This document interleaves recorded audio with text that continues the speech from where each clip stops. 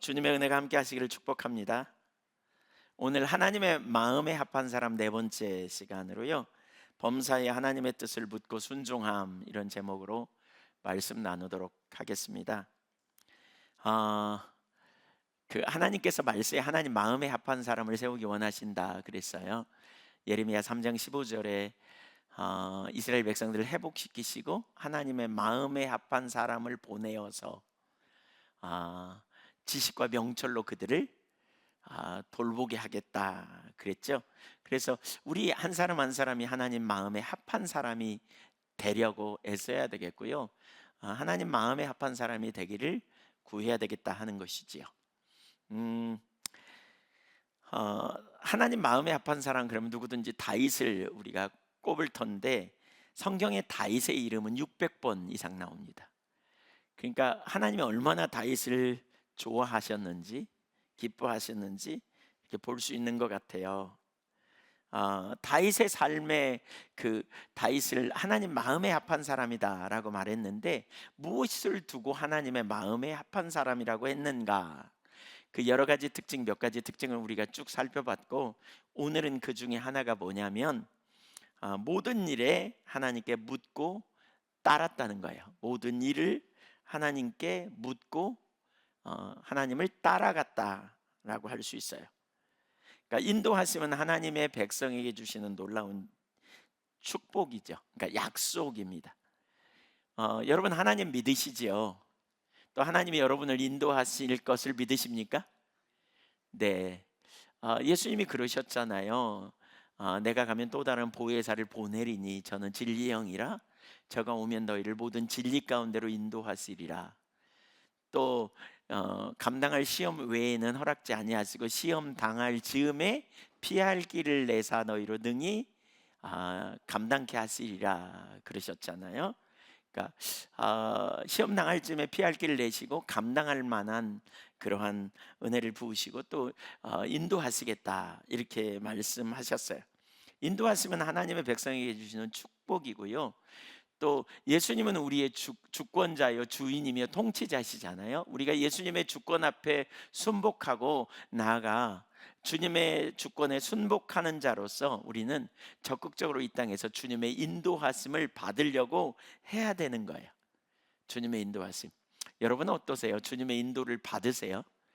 주님께 문제가 있을 때 찾고 길을 구하고 또 그 뜻을 분별하여 나감으로 승리를 경험하는 삶이 되고 계세요? 아니면 그러려고 노력은 하지만 잘 안 되나요? 어떠세요?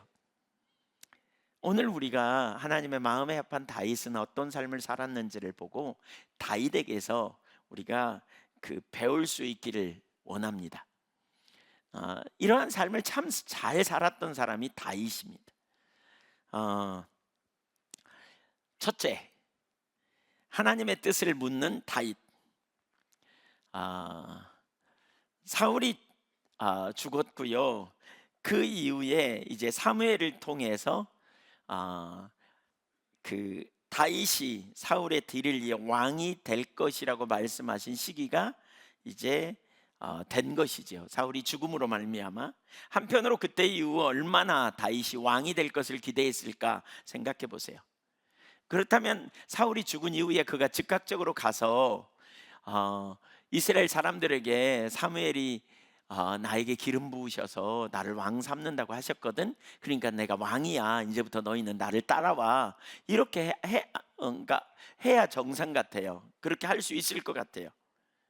그런데 바로 그런 순간에 다윗은 아주 침착하게 하나님께 묻고 인도하심을 구합니다. 그게 사무엘하 2장 1절입니다. 한번 같이 읽어보죠. 사무엘하 2장 1절 시작.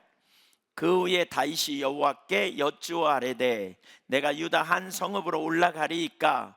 여호와께서 이르시되 올라가라. 다윗이 아뢰되 어디로 가리이까? 이르시되 헤브론으로 갈지니라. 자, 다윗이 하나님께 물어요.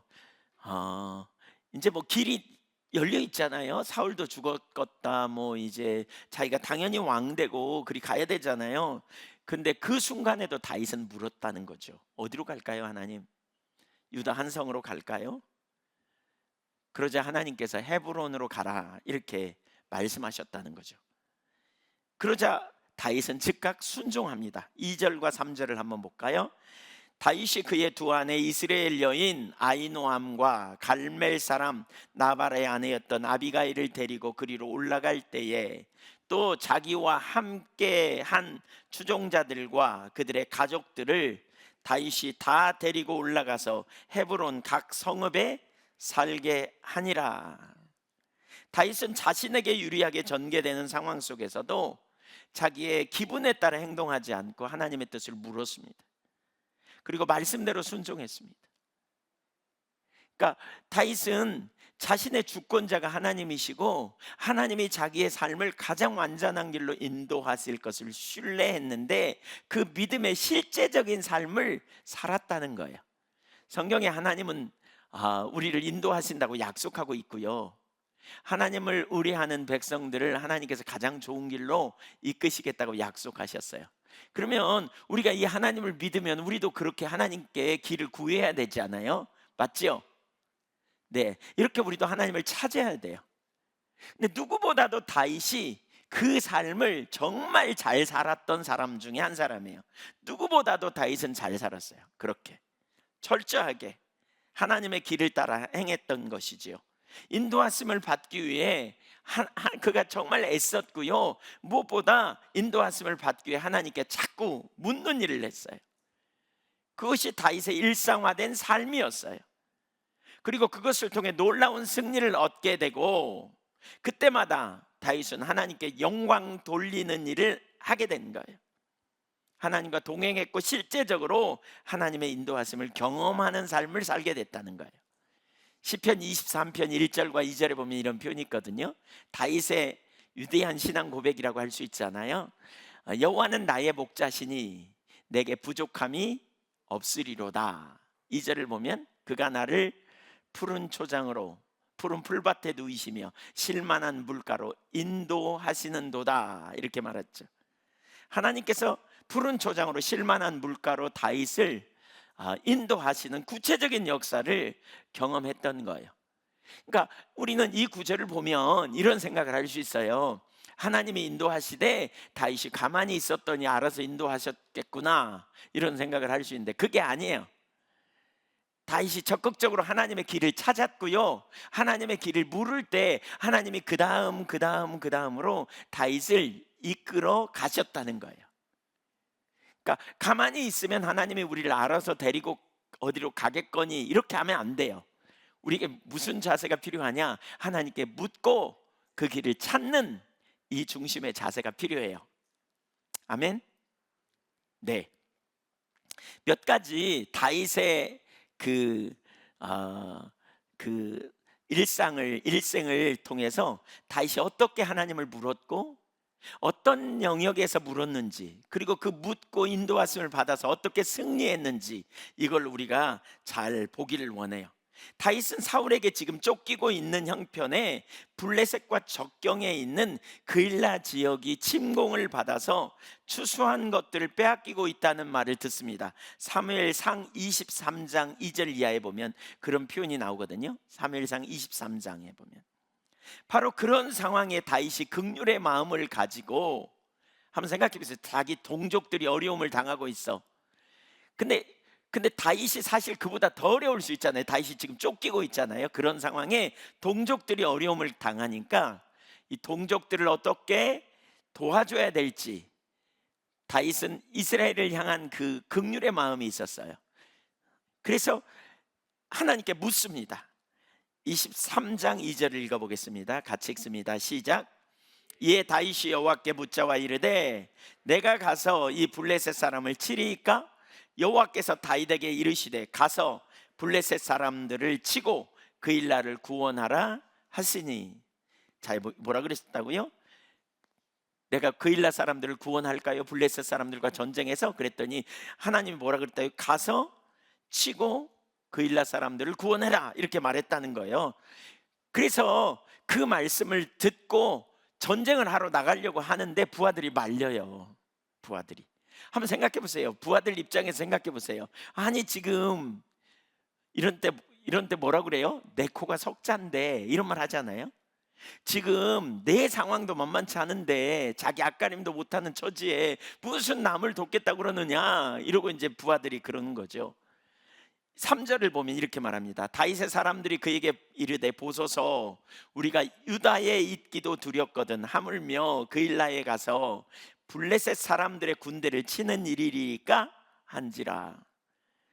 어쩌면 다윗의 부하들이 현명해 보이지 않아요? 그렇죠? 자기들이 죽을 수도 있는데 지금 남 걱정하게 되었어요. 지금 이런 표현이죠. 오늘 많은 사람들이 사실 이런 상황을 만나면 비슷한 반응을 보이게 될 거예요. 예, 많은 사람들은 내 코가 석잔데 지금 내가 죽게 생겼는데 누구를 도와? 뭐 이런 생각하죠. 근데 다윗은 하나님을 믿은 사람이고요, 하나님을 신뢰했어요. 다윗은 자신의 생사하복이 누구 손에 달렸다? 하나님 손에 달려 있다는 걸 믿었어요. 그리고 하나님이 자기에게 주신 소명이 있단 말이에요. 그 소명이 뭐예요? 이스라엘 민족을 블레셋의 손에서 구원하도록 하나님이 자기를 왕으로 삼으신다고 하셨거든요. 그러니까 이스라엘 민족을 돌봐야 될 책임이 자기에게 있다는 걸 알았어요. 비록 자기가 쫓기고 어려움을 당하고 있지만 하나님이 당신의 능력으로 자기 백성을 구원하실 거다, 자기를 통해서 그 일을 하실까라고 생각했기 때문에 자기 문제에만 집중하지 않고 하나님의 목적을 위해 그렇게 물었던 거예요. 이게 뭐예요? 무엇을 먹을까 마실까 입을까 염려 말라, 성경에 그렇게 말하면서 뭐라 그랬어요? 이 모든 것은 너희 하늘 아버지가 너희에게 뭐가 필요한지 아셔. 그러니까 너희가 할 일은 그 먹거리에 초점 두기보다 그의 나라와 그의 의를 구해, 그리하면 너희에게 더해 주실 거야 라고 말씀하셨잖아요. 너희에게 모든 걸 더해 주시는 하나님을 신뢰해 라고 말씀하시잖아요. 네, 다윗은 바보가 아니거든요. 그도 자기 목숨 위태로울 수 있다는 것쯤은 안단 말이에요. 네, 그래서 하나님의 뜻을 찾는 거죠. 하나님께 물어요. 그래서 사실 여러분, 오늘날 많은 사람들이 자기 중심으로 돌아가면 자기 관심사 외에는 별로 관심도 없죠. 자기 문제, 자기 관심사. 예, 기껏해야 자기 문제 뭐 외에는 별로 관심도 안 가져요. 그러나 우리 그리스도인은 하나님의 나라와 하나님의 영광을 위해 사는 삶이고요, 하나님의 우리를 구원하실 것을 믿는다면, 구원을 체험했고 구원하실 것을 믿는다면 우리는 하나님을 신뢰함으로 하나님의 뜻을 따라 우리의 삶을 조정해 가는 사람들, 이게 그리스도인이에요. 먼저 그의 나라와 일을 구하는 삶이고요, 그런 무리들을 통해서 하나님이 이웃을 구원하고 그런 무리들을 통해서 다른 사람들을 회복시키고 새롭게 하시고 역사하시는 놀라운 일이 일어나는 거죠. 그래서 다윗은 다시 하나님께 묻습니다. 4절을 보겠습니다. 다윗이 여호와께 다시 묻자온대 여호와께서 대답하여 이르시되 일어나 그일라로 내려가라, 내가 블레셋 사람들 내 손에 넘기리라 하신지라. 하나님의 길이 최선임을 알았기 때문에 하나님이 말씀하시면 하나님이 뒷받침해 주실 것도 알았던 거예요. 이게 다윗의 신앙이에요. 그는 환경을 두려워하지 않았어요. 그는 사울도 두려워하지 않아요. 그는 사람들의 반대도 두려워하지 않았어요. 그는 오직 하나님만 두려워했어요. 그리고 하나님만 신뢰했어요. 그리고 하나님의 뜻을 따라 사람들을 설득시켰고요, 전쟁에 나갔고요, 거기서 대승을 거뒀어요. 23장 5절에 보면 다윗과 그의 사람들이 그일라로 가서 블레셋 사람들과 싸워 그들을 크게 대승을 거뒀다는 거죠. 쳐서 죽이고 그들의 가축을 끌어오니라. 다윗이 이와 같이 그일라 주민을 구원하니라. 그가 하나님의 길을 따라감으로 말미암아 놀라운 승리를 이루게 된 것이지요. 실질적인 믿음이 없이는 다윗처럼 행하기가 어렵죠. 어려워요. 다윗이 하나님께 물었다는 것은, 그런 상황에도 물을 수 있었던 것은 다윗은 하나님을 신뢰했고 인간의 생사가 하나님 손에 있음을 분명히 알았기 때문에, 그리고 하나님이 말씀하시면 어떤 상황에서도 하나님이 건지시고 하나님이 능히 이기게 하실 것을 신뢰했기 때문에 그렇게 나간 것이지요. 저와 여러분이 이런 믿음의 소유자가 되기를 간절히 소망합니다. 어떤 상황 속에서도 누구의 말씀이 생명이라? 하나님의 말씀이 생명이에요. 하나님 말씀하시면 하나님이 뒷받침하세요. 하나님이 누굽니까? 우주 만물을 창조하신 분, 만왕의 왕 만주의 주이십니다. 그분에게는 능치 못함이 없습니다. 없습니다. 네. 그런데 이렇게 그일랏 사람을 구원하고 났는데 한 가지 문제가 생깁니다. 사울이 다윗이 그일라에 갔다, 그일라 성을 구원하러 갔다, 이 소식을 들어요. 다윗을 죽이려고 하는 사울이 그 소식을 듣고 내려오려고 하는 순간에 다윗이 하나님께 묻기 시작합니다. 23장 9절을 보겠습니다. 다윗이 사울이 같이 읽죠. 시작. 다윗은 사울이 자기를 해하려 하는 음모를 알고 제사장 아비아달에게 이르되 에봇을 이리로 가져오라 하고, 다윗이 이르되 이스라엘 하나님 여호와여, 사울이 나 때문에 이 성읍을 멸하려고 그일라로 내려오기를 꾀한다함을 주의 종이 분명히 들었나이다. 그일라 사람들이 나를 그의 손에 넘기겠나이까? 주의 종이 들은 대로 사울이 내려오겠나이까? 이스라엘 하나님 여호와여, 원하건대 주의 종에게 일러 주옵소서 하니 여호와께서 이르시되 그가 내려오리라 하신지라. 다윗이 이르되 그일라 사람들이 나와 내 사람들을 사울의 손에 넘기겠나이까 하니 여호와께서 이르시되 그들이 너를 넘기리라 하신지라. 다윗이요, 이 소문을 들었을 때 제일 먼저 그일라 사람들을 모아놓고 너희 사울이 온다 그러는데 나를 넘길 거야? 이렇게 물어보지 않았어요. 내가 너희한테 얼마나 놀라운 일을 이루었는데 너희가 원수로 갚진 않겠지? 이렇게 말하지도 않았어요. 다윗은 초점을 주님께 뒀어요. 주님을 신뢰했다고요. 여러분, 사람을 신뢰하면요 실망해요. 사람이 당연히 우리가 도와줬으니까 우리를 도와주겠지? 그러면 실망해요. 한번 따라서 사람은 섬길 대상이다, 믿을 대상이 아니다. 믿을 대상이 아니에요. 내가 이렇게 잘해줬으니까 나한테 잘하겠지, 그거 믿지 마세요. 하나님만 믿어야 되고요, 하나님의 은혜를 힘입어 사람은 섬길 대상이에요. 부지런히 다른 사람을 섬기는 자리에 머물러 있어야 돼요. 다윗이 그 자리에 있었어요. 얼마나 억울하겠어요, 세상에. 근데 하나님께 물었더니 사울이 쫓아온다는 그러고요, 그일라 사람들도 자기들을 원수로 갚는 거죠. 내어주겠다고 말해요. 구체적으로 인도하시잖아요. 다윗은 하나님을 신뢰했기 때문에 그 자리에 있었어요. 문제가 있을 때 우리는 사람과 상의하고 사람으로부터 뭔가 도움을 청하려고 하는 자리로 가는 게 얼마나 우리 가운데 익숙한 패턴입니까? 그러나 다윗은 사람이 아니라 하나님을 신뢰하고 하나님을 경외함으로 하나님께 초점을 두고 섰던 것을 볼 수 있죠. 적극적으로. 사실 이게 우리가 배워야 될 자세예요. 누군가를 돕고 또 우리 안에 일어나는 어떤 갈등이 있고 문제가 생길 때 우리가 어떻게 처신하고 어떻게 반응해야 할지 하나님 앞에서 자꾸 길을 구하는, 하나님의 뜻을 배우는 그게 하나님의 사람이 해야 될 자세예요.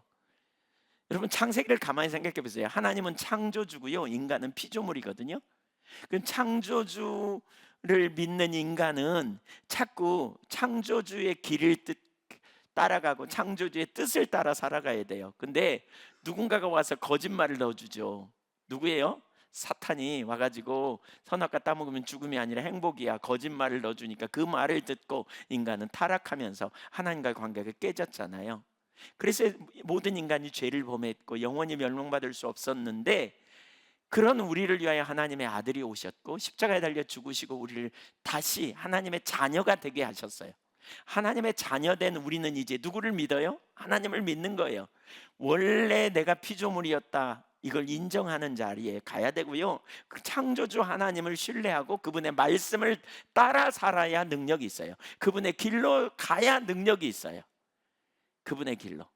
그러니까 그 자리에 우리가 실제적으로 살아가는 것이 그리스도인의 가장 기본적인 삶의 태도인 거예요. 하나님을 범사에 인정하는 거죠. 모든 일에 있어서 하나님을 인정하는 거예요. 하나님, 제가 이리 가는 게 옳아요, 저쪽으로 가는 게 옳아요. 우리가 어떤 결정을 할 때, 중대한 결정을 할 때 그 자리에 서는 거예요. 여러분께 여쭤볼게요. 여러분, 하나님 사랑하세요? 네. 여러분, 하나님을 기쁘시게 하기 원해요? 네. 그러면 이렇게 여쭤볼게요. 우리 부모님들, 여러분의 자녀들이 좀 컸다고 이제 어떤 중대한 결정을 할 때 나하고 상의하지 않고 지멋대로 결정해가지고 나중에 아빠 이렇게 결정했어요, 그렇게 하세요, 그러면 기분 좋아요, 나빠요? 기분 나쁘죠. 이놈이 날 무시하네, 이러죠.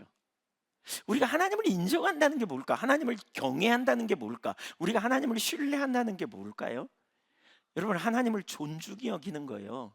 그게 자꾸 자꾸 하나님께 묻고 상의하고 인도하심을 구하고 하나님의 뜻이 아니면 내려서고 하나님의 길을 따라 가야 돼요.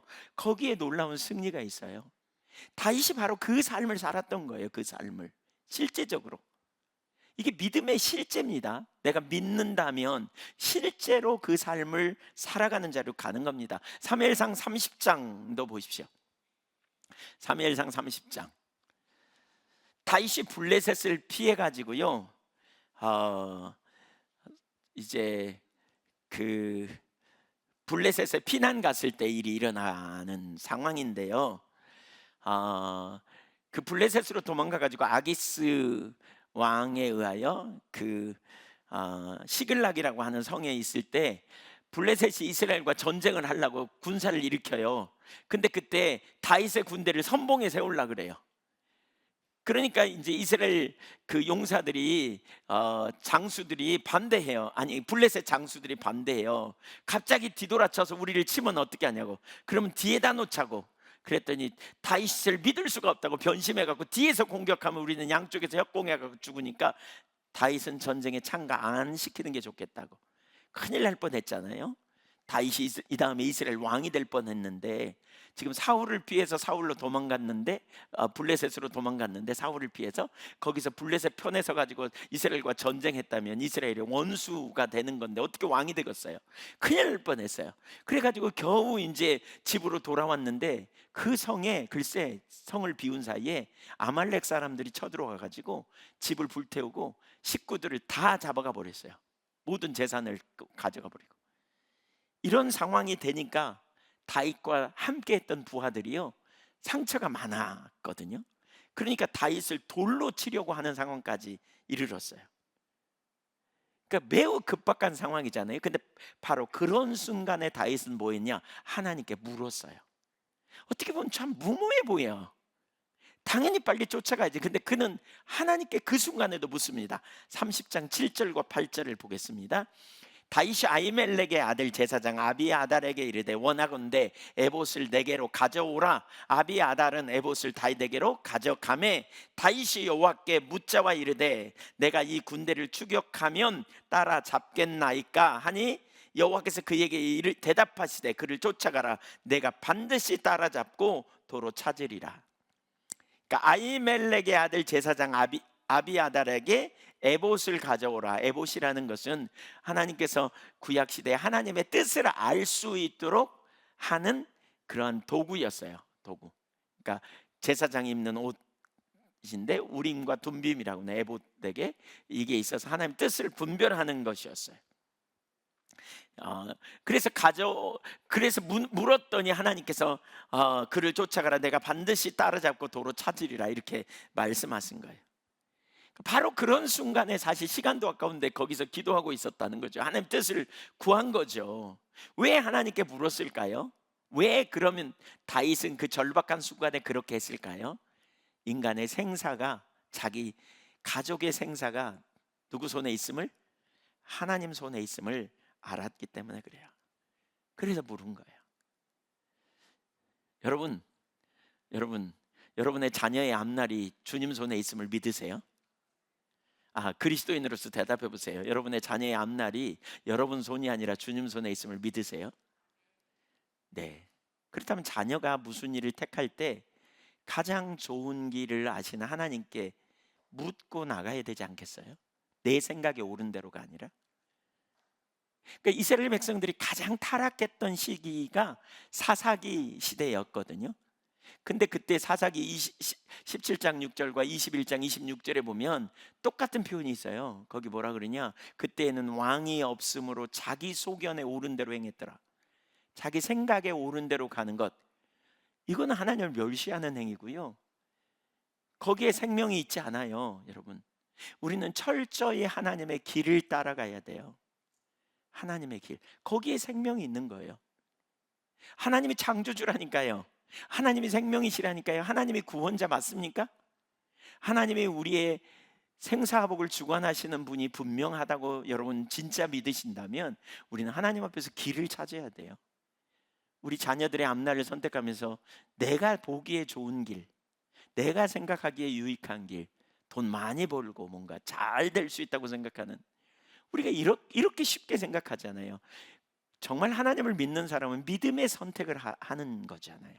그래서 묻는 거예요. 그래서 주님의 길을 찾는 거죠. 그리고 주님의 길을 따라가는 거예요. 때로는 그게 힘들고 어려운 것 같지만 그 길을 따라가는 거죠. 바로 절대절명의 순간에도 다윗은 하나님을 찾았어요. 이게 믿음의 사람의 실제예요. 위기에서 건지시는 하나님, 모든 상황에 우리를 인도하시는 하나님, 능력의 하나님, 신실하신 하나님 믿으십니까? 안 믿어요? 믿으세요? 네. 23절을 보겠습니다. 다윗이 이르되 나의 형제들아, 여호와께서 우리를 보호하시고 우리를 치러온 그 군대를 우리 손에 넘기셨은즉 그가 우리에게 주신 것을 너희가 이같이 못하리라. 다윗이 전쟁에 승리했어요. 가가지고요 600명의 사람들이 쫓아갔는데, 다윗이 하나님이 승리하게 하실 거라고 쫓아가서 잡을 거라고 하셨는데, 인간이 할 일은, 그러니까 하나님이 말씀하시면 인간은 가만히 있으면 되는 게 아니에요. 인간이 그 말씀대로 움직여야 돼요. 근데 다윗이 얼마나 열심히 쫓아갔는지 600명의 군사들 중에 200명이 탈진해 가지고 못 쫓아가요. 그리고는 400명이 쫓아가 가지고 전쟁을 했는데 사흘 동안 그들을 죽였는데 도망간 사람이 400명이래요. 그러니까 얼마나 많은 군대와 400명의 용사로 싸워가지고 대승을 거둔 거예요. 그래가지고 많은 그 수확물을 가지고 돌아오거든요. 그랬더니 이제 그 중에 불량한 사람들이 뭐라고 말하냐면 200명의 사람들한테 너희한테는 하나도 안 나눠줄 거야. 너희는 너희 가족이나 가고 떠나. 이렇게 해야 된다고 막 다윗에게 얘기하는 거예요. 그러니까 다윗이 이렇게 말하는 거예요. 여호와께서 우리를 보호하시고 그 군대를 우리 손에 넘기셨는데 너희가 그렇게 하면 안 돼. 한마디로 말하면 이 전쟁은 누가 이기게 하셨다?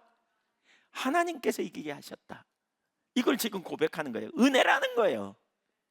은혜라는 거예요. 이 전쟁은 전적으로 하나님의 은혜로 승리한 거야 라고 말하는 거예요. 여러분, 우리가 하나님의 은혜를 잘 모르는 이유 중에 하나는요, 하나님께 묻지도 않고 인도하심을 받으려고도 하지 않으니까 은혜가 뭔지 잘 몰라요.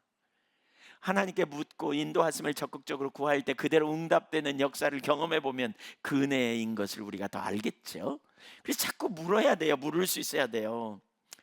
하나님께만 영광이 되는, 이런 모범을 우리가 배워야 된다니까요. 하나하나. 또 사무엘하 5장을 좀 볼까요? 다윗이 이스라엘의 왕이 되자 블레셋 사람들이 침공합니다. 바로 그런 순간에 다윗이 하나님께 묻습니다. 5장 19절 같이 읽어볼까요? 시작. 다윗이 여호와께 여쭈어 이르되 내가 블레셋 사람에게로 올라가리이까 여호와께서 그들을 내 손에 넘기시겠나이까 하니 여호와께서 다윗에게 말씀하시되 올라가라, 내가 반드시 블레셋 사람을 내 손에 넘기리라 하신지라. 반드시 내가 블레셋 사람을 네 손에 넘겨줄 거야, 이렇게 말해요. 다윗은 전쟁의 승패가 하나님 손에 달려 있다는 걸 알았기 때문에 물었고 응답을 받았고 그 다음에 나갔더니 정말 놀라운 승리를 경험하게 되었어요. 이걸 아는 거예요. 다윗은 왕이었잖아요, 그 당시에. 근데 하나님이 다윗을 세우면서 블레셋 사람을 물리치고 이스라엘을 건져내리라고 하셨거든요. 그러니까 진정한 왕이 하나님이라는 걸 알았어요. 자기는 하나님과 동역하는 이 땅에서의 왕이지만 진정한 왕은 하나님이라는 거예요. 그래서 그는 하나님께 자꾸 귀를 기울이고 물은 거예요. 여러분, 일터 사역, 우리 선교적 교회, 선교적 사역 이런 관점에서 나눈다면 여러분은 하나님과 동역자 맞아요? 여러분, 하나님과 동역자인 것을 기억하세요. 맞습니까? 하나님과 동역자예요, 여러분. 그렇지 않아요? 전 제가 하나님과 동역자라는 걸 알아요. 제가 제가 예향교회 목사지만 예향교회의 머리는 주님이세요. 주님이 앞서가셔야 돼요. 저는 주님과 동역하는 자로 서는 거예요. 우리가 이 땅에서 그리스도인으로서 살아가는 동안 우리는 하나님과 동역자로 살아가는 거예요. 동역자. 근데 전략은 누가 갖고 계시냐? 하나님이 갖고 계세요. 여러분이 좋은 부모가 되는 것도 하나님은 생육하고 번성하라 그랬어요. 자녀를 양육하는 책임이 부모에게 주어진 거고, 이게 하나님이 행하시는 일을 여러분이 함께 행하는 거예요. 하나님과 함께 우리의 다음 세대를 잘 양육할 책임이 부모에게 있는 거예요. 그러나 이거는 여러분 독단적인 게 아니에요. 이게 하나님의 계획이에요. 하나님이 한 사람 한 사람을 세상에 보내셨고, 여러분을 통해 자녀를 양육하고 여러분을 통해 자녀를 돌보도록 하셨어요. 그렇다면 자녀 양육의 한계를 경험하신다면 정말 하나님께 은혜를 구해야 돼요. 자녀 양육하는데 여러분의 힘으로 안 된다면 하나님께 은혜를 구하는 거예요. 여러분이 하나님의 주신 소명을 따라 어떤 일을 감당할 때 한계를 경험합니까? 문제를 만납니까? 난관을 만납니까? 어려움을 당합니까? 하나님께 물으셔야 돼요. 물으셔야 돼요. 지금 다윗이 그 일을 하는 거예요. 이스라엘 내가 치리하는데 적군이 쳐들어왔어. 이 전쟁에 하나님 어떻게 해요? 라고 하나님 앞에 나가는 거예요. 블레셋 사람을 물리치릴까요? 내가 올라가서 싸울까요? 아니면 가만히 있을까요? 하나님 어떻게 할까요? 이렇게 물은 거죠. 그랬더니 하나님이 내가 반드시 블레셋 사람을 네 손에 넘기리라. 그래서 실제로 나갔더니 놀라운 승리를 이룬 거예요. 20절 보세요. 다윗이 바알 브라심에 이르러 거기서 그들을 치고 다윗이 말하되 여호와께서 물을 흩음같이 내 대적을 흩으셨다 하므로 그곳 이름을 바알 브라심이라 부르니라. 여호와께서 놀라운 승리를 주셨다. 그러면서 그 지명을 하나님이 승리케 하셨다, 이런 지명으로 붙인 거죠. 한마디로 말하면 뭐예요? 이 전쟁의 승리는 누가 주신 거다? 하나님이 주신 거다. 사울은 전쟁에 승리하고 자기를 위해 기념비를 세웠는데 다윗은 그 승리를 하나님께 돌리는 거죠. 하나님께 영광을 돌리고 하나님의 은혜인 것을 고백하는 거죠. 이렇게 하나님께 자꾸 묻는 사람은요, 훗날 이런 고백을 할 수 있어요. 나의 나됨은 주의 은혜로 된 것이다.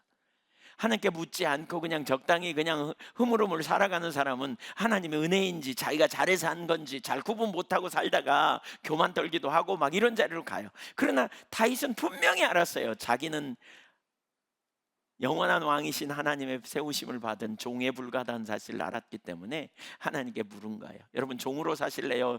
여러분 스스로 그냥 여러분이 주인 돼서 사실래요? 예, 종으로. 우리는 예수님을 뭐라고 불러요? 주님이라고 불러요. 주님. 주님이란 말은 주인님의 약자이기도 해요. 예수님은 통치자예요. 만왕의 왕이에요. 우리는 그분의 통치 아래, 그분의 주권 앞에 들어가야 놀라운 승리가 있어요. 예수님은 주님이시라니까요. 예수님은 통치자라니까요. 예수님은 왕이시라니까요.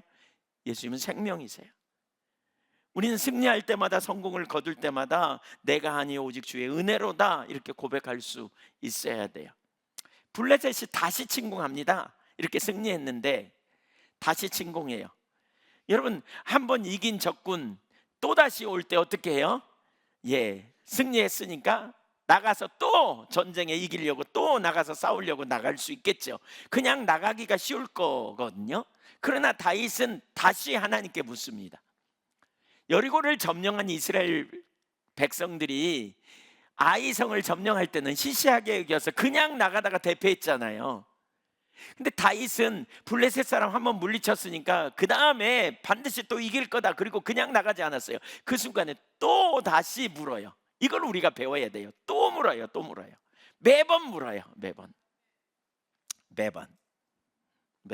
5장 23절 보세요. 그러니까 하나님이 전략을 주십니다. 전략 23절부터 25절까지 읽어보겠습니다. 시작.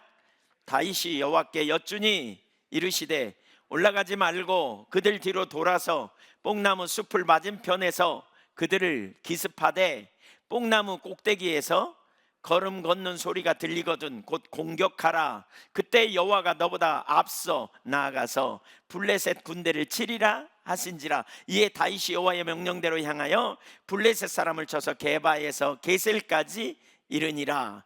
여기 뭐라 그랬어요? 하나님이 너무나 놀랍지 않나요? 대장 되신 주님이 구체적인 전략을 주시잖아요. 앞으로 가지 말라고, 뒤로 돌아서 가라고, 숲을 맞은편에서 기습하라고 이렇게 말하잖아요. 뽕나무 꼭대기에서 들려오는 걸음 걷는 소리가 들리거든. 이게 사인이야, 신호야. 뽕나무 꼭대기에서 걸음 걷는 소리가 들리거든. 그렇게 말하죠. 나가서 싸우래요. 그러면서 여호와가 너보다 앞서서 블레셋 군대를 치리라 그랬어요. 여호와 전쟁, 하나님을 믿는 사람의 전쟁이, 그러니까 하나님이 싸우시는 전쟁이 무엇인지 진수를 보여줍니다. 하나님은 전쟁에 능하신 하나님이세요. 하나님은 능치 못함이 없는 완전하신 하나님이세요. 하나님은 성경에 보면 한 번도 동일한 방법을 쓰시지 않아요. 하나님은 전략에 능하시고요, 전술에 능하신 하나님이세요. 한 번도 동일한 방법을 쓰시지 않아요. 하나님은 너무너무 놀랍게 다양한 방법을 쓰시는, 우리 뭐 요단강을 건널 때, 홍해를 건널 때 하나님은 각기 다른 방법을 쓰셨잖아요. 여리고성을 점령할 때와 아이성을 점령할 때 다른 방법을 쓰셨거든요. 쓰게 하셨거든요. 반석에서 물을 낼 때도 한 번은 반석을 쳐서 물을 나게 하시고 한 번은 명령해서 물을 나게 하셨잖아요. 네, 다양한 방법으로 하나님은 승리하게 하시는 거죠. 전술 전략이 누구에게 있어요?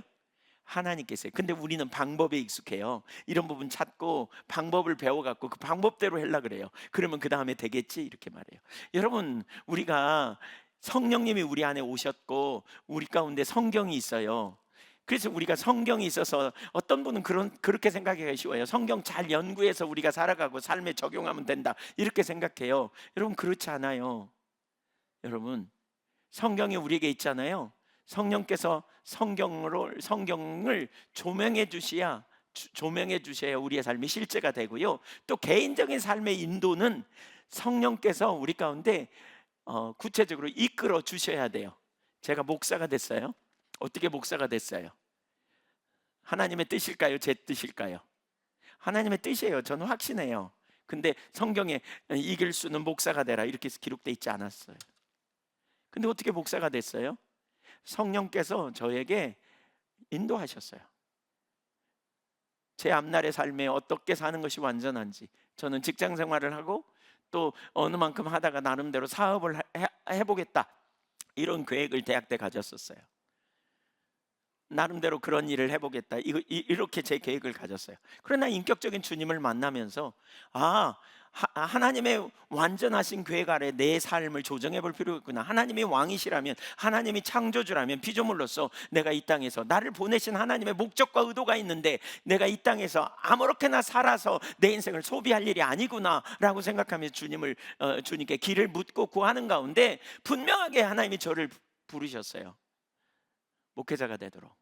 그 제가 여기까지 왔어요. 그리고 우리는 주님의 음성을 듣는 일이 필요해요. 음성을 듣는, 개인적인 삶에 구체적으로 인도하심을 받고 구체적으로 주님의 뜻을 따라가는데, 여러분, 인도하심을 받는데 주님의 음성을 듣는 것이 우리가 얼마나 중요한지 몰라요. 묻고 길을 찾고 구하고. 수요일날 저녁에 하나님 음성 듣는 법 하고 있어요. 지금 지난주부터 했는데 수요일날 저녁에 꼭 나오세요. 네.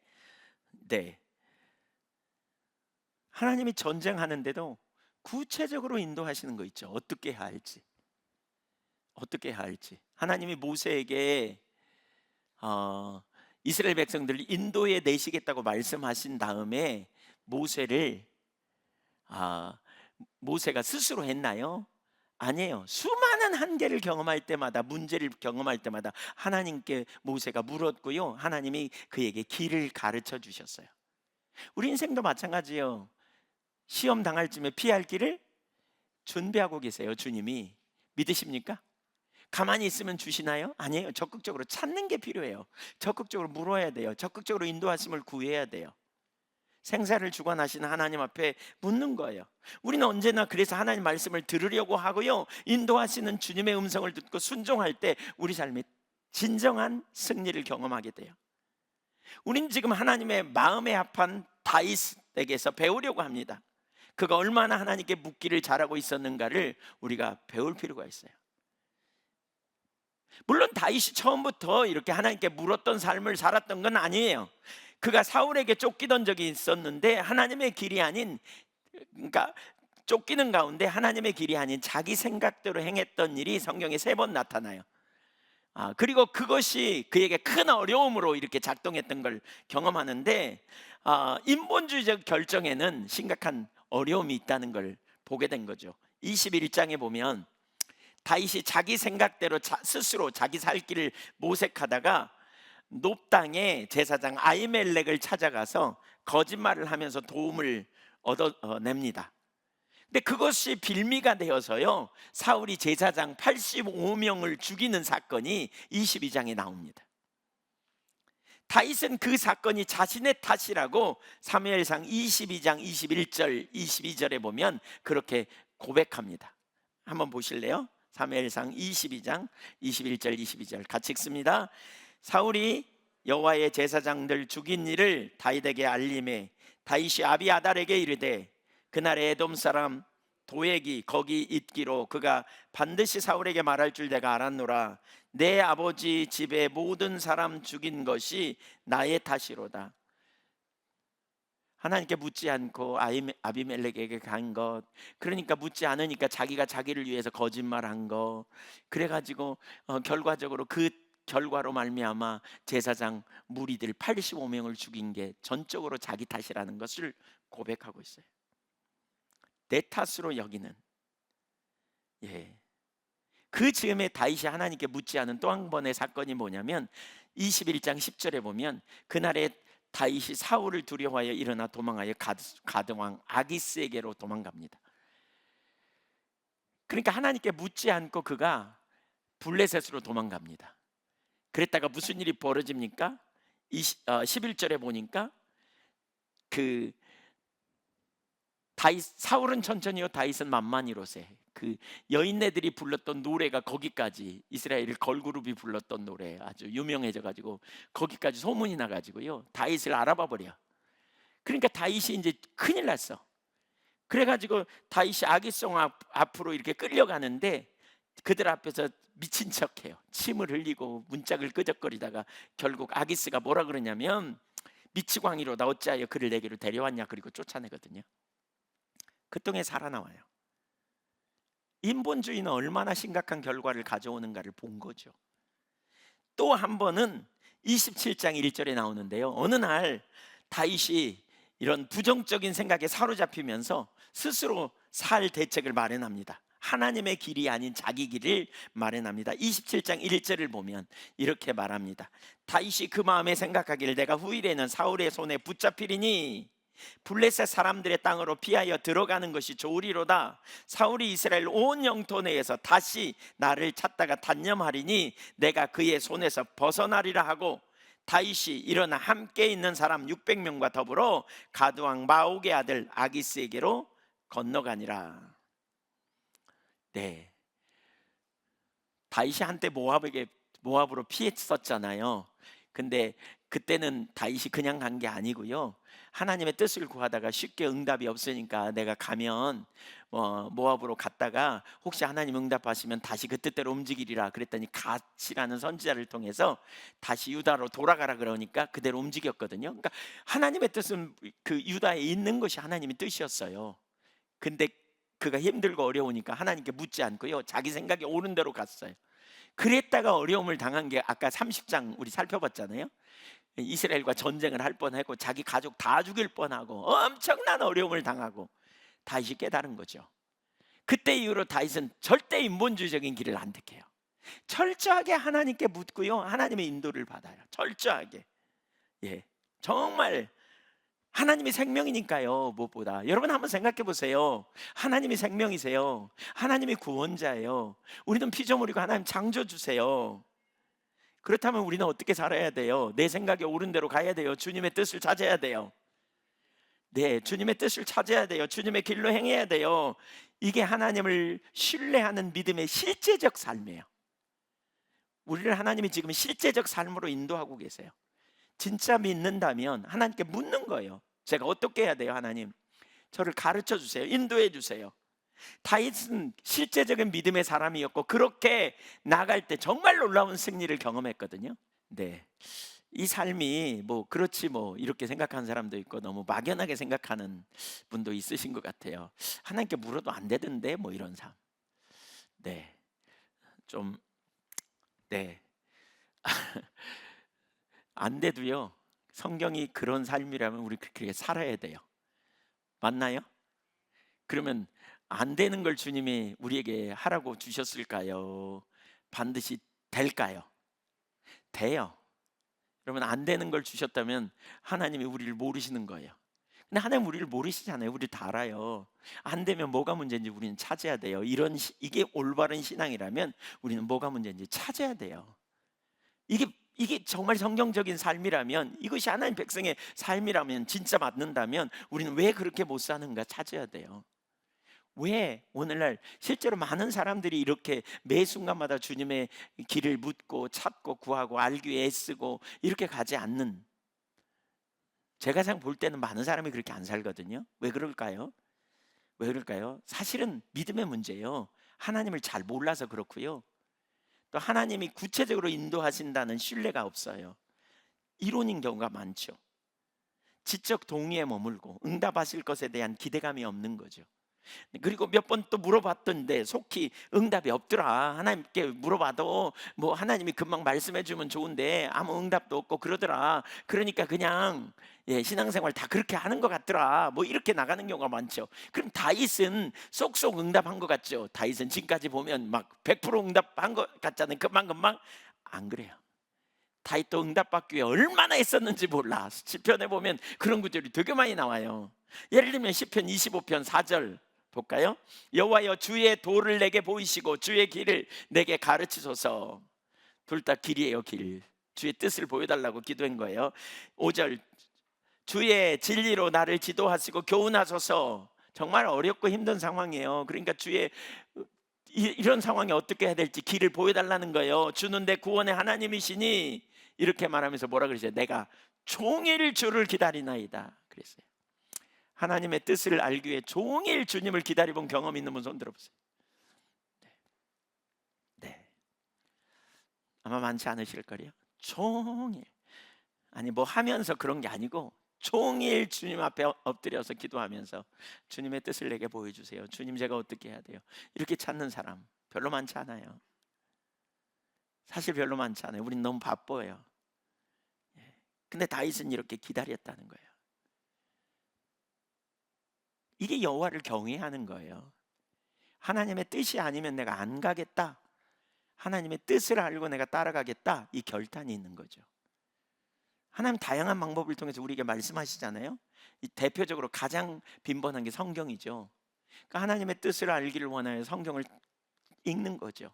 하나님 뜻을 보여달라고, 알게 해달라고, 어떻게 해야 될지 깨닫게 해달라고 찾는 거죠. 또 기도하는 거죠.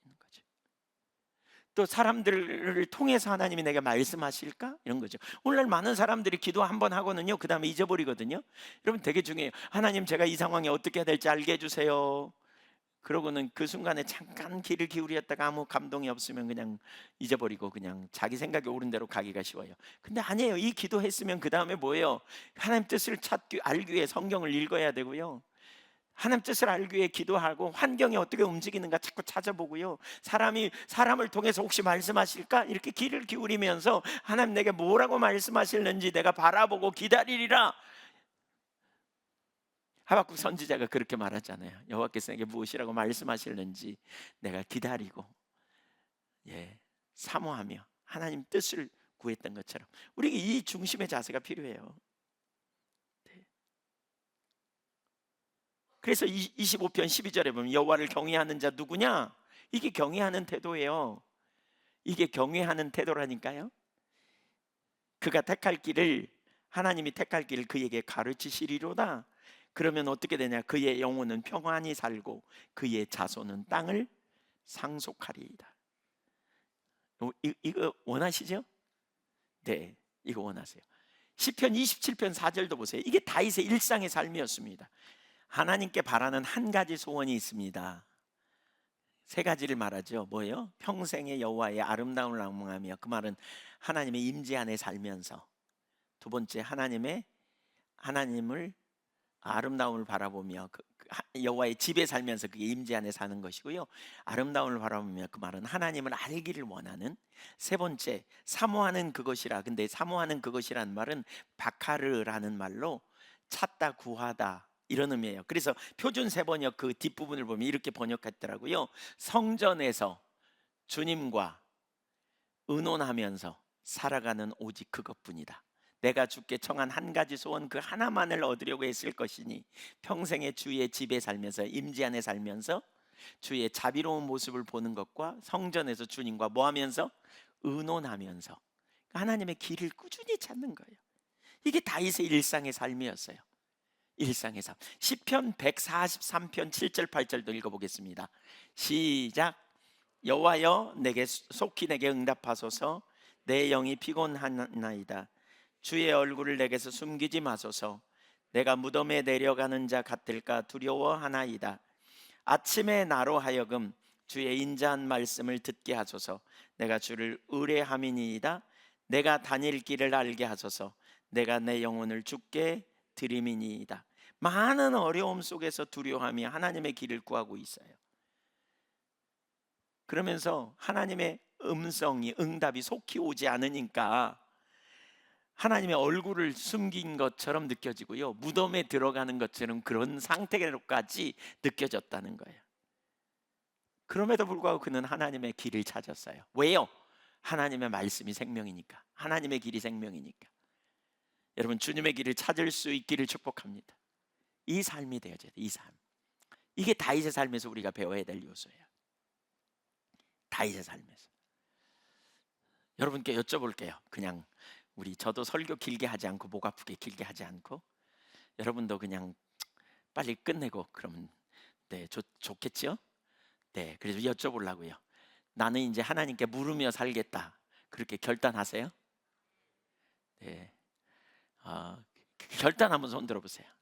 네, 하나님 뜻을 손 내리세요. 이미 구하며 살고 또 구하려고 하시죠? 네. 설교를 그만 끝낼까 싶은데 조금 더 하겠습니다. 네. 이게 되게 중요해요. 이게 여러분, 이게 얼마나 중요한지 몰라요. 이게 역대상 10장 13절 14절을 좀 한번 보겠습니다. 역대상 10장 13절 14절 시작. 사울이 죽은 것은 여호와께 범죄하였기 때문이라. 그가 여호와의 말씀을 지키지 아니하고 또 신접한 자에게 가르치기를 정하고 여호와께 묻지 아니하였으므로 여호와께서 그를 죽이시고 그 나라를 이새의 아들 다윗에게 넘겨 주셨더라. 사울이요, 문제가 생기니까 블레셋 사람들이 쳐들어오니까 두려워가지고 하나님께 물었어요. 근데 하나님이 말씀 안 하세요. 왜 그래요? 하나님이 그를 버리셨어요. 그가 하나님을 떠나니까 하나님도 그에게 침묵하세요. 사실 하나님의 징계 중에 한 가지가 뭐예요? 물이 없어 가람이 아니라 말씀이 없어 기갈이 온다 그랬잖아요. 말씀을 듣지 못한 기갈이 있다 그랬잖아요. 그래서 하나님이 침묵하세요. 그러니까 여러분, 하나님께 물을 때 혹시 하나님이 여러분에게 침묵하시면요, 그냥 언젠가 하시겠지 이러지 말고 하나님 뭐가 문제입니까? 자꾸 이렇게 물어보셔야 돼요. 하나님과의 관계성으로부터 시작해야 돼요. 관계성. 자꾸 하나님과의 관계 안에서 자신을 살펴보려고 하셔야 돼요. 뭐가 옳은가? 정말 하나님의 말씀이 내가 뭐가 문제인가? 그래서 미국의 어떤 유명한 목사님 중에 한 분은요, 17시간 동안 앉아가지고 하나님 앞에 하나님 제가 뭐가 문제입니까? 이렇게 물은 적이 있대요. 하나님 침묵하셔서 응답이 없어서 기다리다가, 근데 17시간 만에 하나님 앞에 합당하지 않은 걸 깨닫게 하셔서 돌이키고요, 그러고 난 때 또 하나님께서 이렇게 구체적으로 인도하시는 경험이 있었대요. 왜 사울을 패했는지 아시죠? 하나님께 묻지 않고 점쟁이에게 물었다는 거예요. 그러니까 하나님이 사울을 버리셨어요. 반면에 다윗은요, 여호와께 물었다는 거예요. 하나님께 계속 물었어요. 그리고 하나님의 마음에 합한 자가 된 거죠. 그래서 다윗은 훗날 바울에 의해 이렇게 다윗이 누구인가가 소개되는데, 신약 성경에 보면 사도행전 13장 21절에 이렇게 말해요. 그 후에 그들이 왕을 구하거늘 하나님이 베냐민 사람 기스의 아들 사울을 40년간 주셨다가 패하시고 다윗을 왕으로 세우시고 증언하여 이르시되 내가 이새의 아들 다윗을 만나니 내 마음에 맞는 사람이라 내 뜻을 다 이루리라 하시더니, 이게 하나님의 의도예요. 다윗을 택한 이유가 뭐라고요? 하나님의 뜻을 다윗을 통해 다 이루시겠대. 그게 마음에 합한 사람이에요. 여러분, 하나님의 마음에 합한 사람이 되려면 하나님의 뜻을 알고 그 뜻을 우리가 순종해 가는 일이 되어져야 돼요. 이게 하나님의 의도로 그렇게 불렸어요. 근데 36절 보세요. 결국 다윗은 어떻게 됐는가? 시작. 다윗은 당시에 하나님의 뜻을 따라 섬기다가 잠들어 그 조상들과 함께 묻혀 썩임을 당하였다. 결국 다윗은 하나님의 뜻대로 살다가 죽임을 당했다. 죽었다. 결국 그렇게 말하잖아요. 하나님의 뜻을 따라 살다가 죽었어요. 어디 갔어요? 천국 갔어요. 영원한 나라 간 거죠.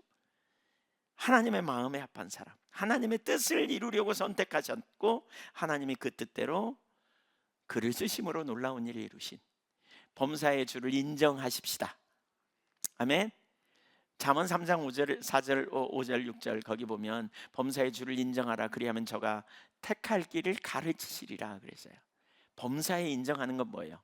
내가 먹을 때도 하나님 은혜를 감사하고, 그렇죠? 잘 때도 하나님의 은혜를 감사하고 모든 영역의 그 은혜를 감사하는 거예요. 그리고 또 감사만이 아니라 동시에 할 일 또 한 가지는 어떤 일을 선택할 때, 어떤 일을 하려고 할 때 자꾸 하나님께 물어보는 거예요. 인도하심을 구하는 거예요. 그리고 하나님의 응답하시면 그 뜻대로 순종해 가는 거예요. 물론 여기에 분별력이 되게 중요합니다. 자기 생각인지 하나님의 뜻인지 분별하는 거. 그래서 우리 수요일 저녁에 그런 것들을 좀 다룰 건데 참석하시면 좋겠고요. 분별하는 것이 얼마나 중요한지 몰라요. 분별. 그래서 하나님의 뜻을 따라 자꾸 나가봐야 우리가 온전함으로 서게 되죠. 하나님께 묻는 자세, 이것은 하나님을 의지하는 사람의 모습이고 존중히 여기는 사람이고 겸손한 사람이에요. 여러분의 자녀가 여러분에게 가서 자꾸 물어보세요. 아빠 이거 어떻게 할까요? 엄마 이거 어떻게 할까요? 어떻게 했으면 좋겠어요? 그렇다고 사사건건 물어가지고 뭐 성인 아이 만들라는 말은 아니죠. 마마보이 뭐 마마 걸 만들라는 말은 아니에요. 그런 의미가 아니죠. 그렇죠? 근데 존중히 여기면서 묻고 자기 생각도 얘기하고 그래서 의견을 청취하려고 하고, 그리고 할 수 있다면 그 뜻대로 가려고 하는 이런 아들, 이런 딸 두면 얼마나 마음이 흡족하세요. 우리가 하나님 앞에 그런 자세를 취하는 거예요. 그런 자세를. 이게 하나님 사랑하는 거예요. 존중히 여기는 거예요. 일생 동안 살아가면서. 네, 혼자 잘 안 돼요. 그럼 부부끼리 하는 거예요. 혼자 잘 안 돼, 형제끼리 안 돼요. 그래서 공동체가 필요해요. 공동체 안에서 뜻을 분별하고 하나님의 길을 자꾸 묻고 찾아가는 일을 하는 거예요. 자꾸 이렇게 하나님이 우리를 언약 관계로 부르셨잖아요. 피로 값주고 우리를 사셨어요. 우리 성만찬 할 때 뭐라 그래요? 포도주를 마시면서 이것은 너희를 위하여 주는데 언약의 피니라 그랬어요. 언약이 뭘 의미해요? 언약은 관계를 전제해요. 친밀한 관계. 하나님은 우리와 친밀한 관계. 그래서 사랑이 중요하고요. 이 사랑의 핵심은 존중하는 거예요. 존중히 여기는 게 뭐예요? 우리의 삶에 뭘 존중해요? 예배 시간에 옷 단정히 입고 와서 가만히 앉아 있는 게 존중하는 걸까요? 뭐 그런 거 포함될 수도 있겠죠. 일상의 삶에서 내가 하나님을 창조주로 인정하고 주인으로 인정하고 살아가는 거예요. 모든 영역에서, 일상의 삶에서, 작은 부분에서도.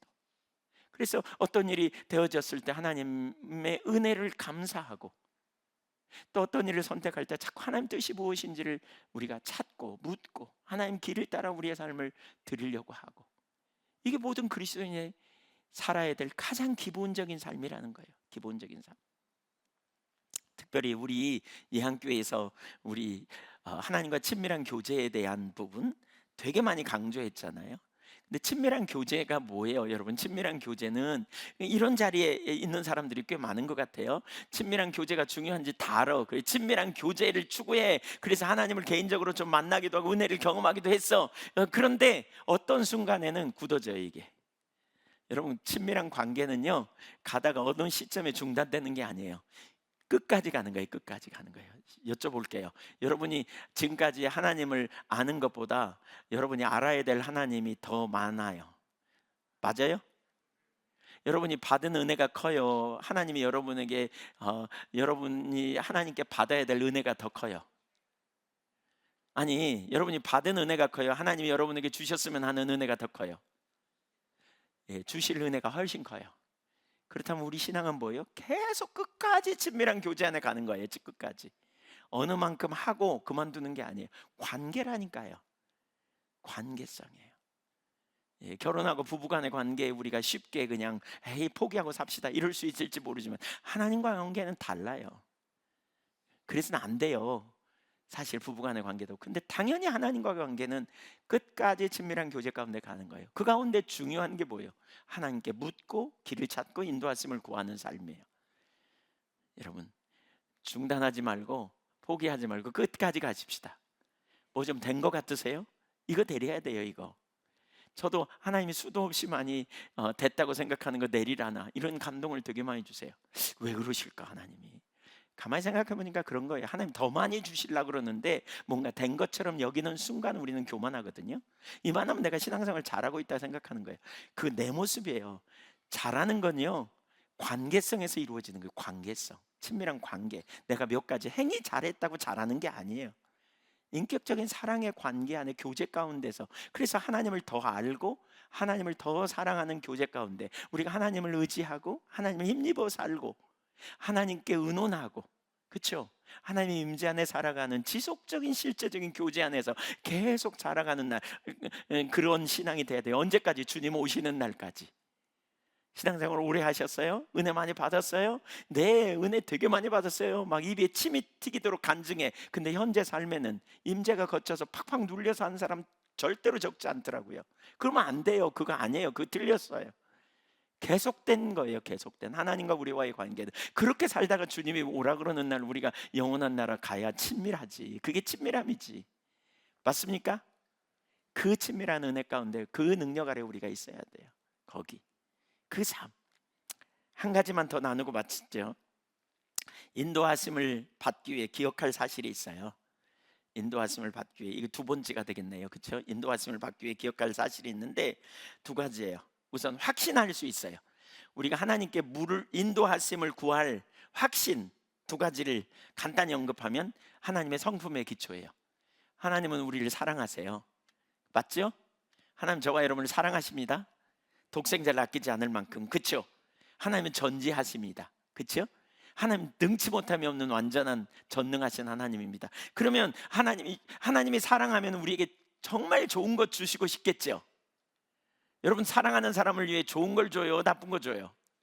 좋은 거 줘요. 가장 좋은 걸 주고 싶어요. 하나님은 틀림없이 좋은 걸 주고 싶으세요. 하나님은 좋은 걸. 그뿐만 아니라 하나님은 전지하세요. 다 아셔. 앞날도 다 아셔. 우리가 우리 자녀들을 사랑하지만 우리는 앞날을 몰라. 그러니까 우리 생각에 좋은 거지만 하나님은 정말 진짜 최선의 길로 우리를 인도하세요. 그뿐만이 아니라 하나님은 능치 못함이 없어. 전능하세요. 우리가 우리 자녀들에게 좋은 거 주고 싶죠. 근데 우리는 능력은 없거든요. 제가 오래전에 저희 아들이 벌소해가지고 그냥 이렇게 부어가지고, 그런데 너무 마음이 아프더라고요. 제가 아이를 눕혀놓고 병원에 눕혀놓고 능계를 맞고 저는 이제 예배 드리려고 오면서 그때 그런 생각이 들었어요. 너무 감사하더라고요. 그날 뭐가 감사했냐면 제가 제 아들을 너무 사랑하고 제 아들의 필요를 아는데 도울 힘이 없는 거예요. 제가. 근데 하나님은 저를 너무너무 사랑하시고 저를 아시고 그뿐만 아니라 능치 못함이 없는 하나님이에요. 우리 하나님은 그런 하나님이에요. 그 하나님께 우리가 길을 구할 때 하나님은 도울림이 없어서 나쁜 길로 택하지 않고 가장 완전한 길로 우리를 인도하시는 분이세요. 가장 완전한 길로. 그뿐만이 아니라 하나님은 누구예요? 두 번째로 부르심에 근거하면 우리를 자녀로 부르셨어요. 하나님 우리 아빠라고요. 성경에 뭐라 그랬어요? 너희가 악할지라도 자식에게 좋은 거 줄 줄 알지 않냐? 하물며 너희 하늘 아버지가 구하는 자에게 묻는 자에게 하나님 응답 안 하시겠냐? 그런 거죠. 여러분, 우리의 자녀들이 우리가 정말 주님의 좋은 길로 갈라 그러는데 내가 부모로서 좋은 길을 가르쳐 주지 않겠어요? 물어오면 내가 아는 한 가장 완전한 걸 주시지 않겠어요? 하늘 아버지가 우리에게 좋은 것을 주시려고 기뻐하시는 분이세요. 가장 완전한 길로. 아버지는요, 부모는요, 자녀가 돌봄이 필요하다는 걸 알아요. 그러니까 어떻게든지 주려고 그러잖아요.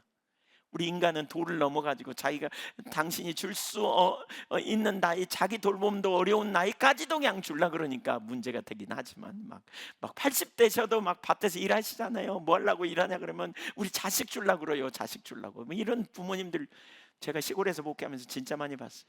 여러분, 부모님에게 잘해야 돼요. 사실 자녀들은 끊임없는 사랑이죠. 하늘 아버지의 사랑은 그보다 더 완전한 사랑이에요. 우리를 돌보시는데 가장 좋은 길로 인도하시는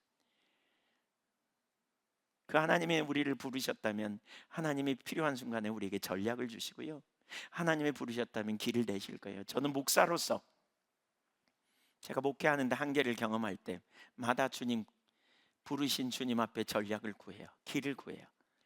근데 그때마다 하나님께서 저에게 응답하셔서 인도하시는 걸 참 많이 경험해요. 참 많이 경험해요. 여러분, 좋은 아빠 되고 싶으세요? 좋은 엄마 되고 싶으세요? 근데 한계를 경험하나요? 하나님께 구하세요. 주실 거예요. 주실 거예요. 전략도 주시고 지혜도 주시고 능력도 주시고. 우리 외국에서 공부하러 온 자매들 한계에서 되게 많이 경험할 텐데 주님께 지혜를 구하세요. 주님이 주실 거예요. 아멘. 믿으십니까? 네. 그래서 우리는 확신을 가지고 물어야 돼요. 한 가지만 더 나누면 인도하심을 받기 위해 진짜 중요한, 놓쳐서는 안 될 교훈이 있어요. 그게 뭐냐면 히브리서 12장 2절 읽어볼까요? 시작. 믿음의 주요 온전케 하시는 인 예수를, 여기까지만 읽죠. 다시 한번 읽죠. 시작. 누구를 바라보자? 예수님이 누구예요? 두 가지만 생각하세요. 하나는 예수님은 나를 사랑하사 나를 위해 자기 자신을 버리신 분이에요. 그래서 나와 친밀한 교제를 원하세요. 그 예수님은 주권자세요. 주인이라고요. 우리의 삶의 왕이에요. 통치자예요. 그래서 우리가 예수를 바라본다고 할 때 통치자이신 예수님을 바라보며 나와 친밀한 교제로 인도하시는 주님을 보는 거예요. 인도하심을 받는데 아주 중요한 것은 우리의 시선을 인도하심을 받는 그 자체보다 인도하시는 분에게 초점을 두는 거예요. 인도하심은 인도하시는 분을 제대로 알게 될 때, 인도하시는 분과의 온전한 관계성에서 나오는 결과물이에요. 그래서 우리의 목표는 인도하시는 분을 알기를 원해야 돼요. 인도하시는 분, 하나님의 아들 우리 주 예수 그리스도, 그분은 주권자고요, 통치자고요, 가장 좋은 길을 우리에게 예비하셔서 우리에게 너무나 완전한 길로 인도하시는 주님이세요. 우리를 아세요. 실수가 없으신 완전하신 우리 주님. 주님을 의지하기로 결단하세요. 주님을 따르기로 작정하세요. 주님을 범사에 인정하고요, 묻고요, 혼자 가지 않겠습니다. 동행하겠습니다. 앞서갔으면 따라가겠습니다. 요한복음 10장에서 말하잖아요. 양은 내 음성을 안다. 그래서 어떻게 해요? 내가 앞서가면 따라온다 그러잖아요. 앞서가신 주님의 음성을 듣고 따라가기로 결단하고 그렇게 살면 하나님께서 가장 완전한 길로, 능력의 길로 저와 여러분을 인도하시고 승리케 하실 줄로 믿습니다. 아멘.